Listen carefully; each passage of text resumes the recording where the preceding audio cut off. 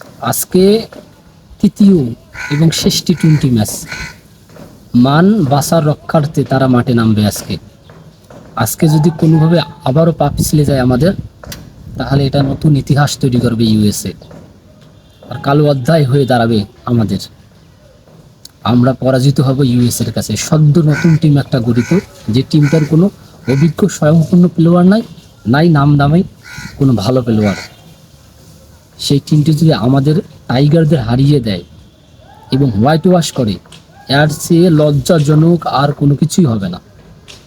ক্রিকেটাই মৃত্যু হবে যদি আজকে আবার হারিয়ে যাই, হোয়াইট ওয়াশ হয়ে যায়।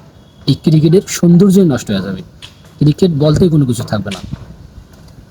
যাই হোক, আমরা চাই, যা 2টা ম্যাচ আমরা হেরে গেছি বাজে খেলার কারণে, বাজে বোলিংয়ের কারণে, কিন্তু এই ম্যাচটি আমাদের প্লেয়ারদের সর্বোচ্চ চেষ্টা থাকবে তারা যেন কামব্যাক করে এবং দারুণভাবে ম্যাচটা জয়লাভ করে। এটা আমি উপভোগ করতে চাই, এটা বাঙালি ক্রিকেট হিসেবে উপভোগ করতে চাই। আজকে যদি আমরা দেখি যে শর্ট ফর্মেট টি-20 বিশ্বকাপ শুরু হইতে যাবে আর কিছুদিনের মধ্যে, সেখানে কিন্তু বিশ্বের সেরা সেরা দল খেলবে, সেরা সেরা প্লেয়ার খেলবে। সেখানে কিন্তু বাংলাদেশের মোকাবিলা করতে হবে।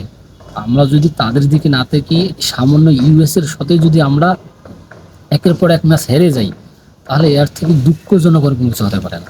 এর যে লজ্জা, এর সে লজ্জাজনক আর কিছু হতে পারে না।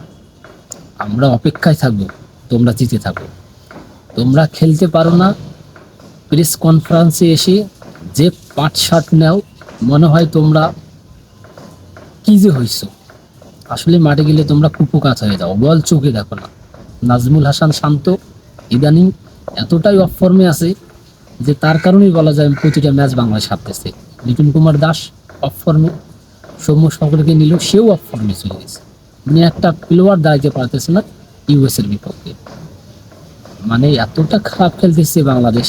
তারাই নাকি বলে আবার 2024 সালের বিশ্বকাপ এই টি-20 ট্রফির দাবিদার, তারাই নাকি বলে বাংলার টাইগার, তারাই নাকি বলে বাংলার কান্ডারি।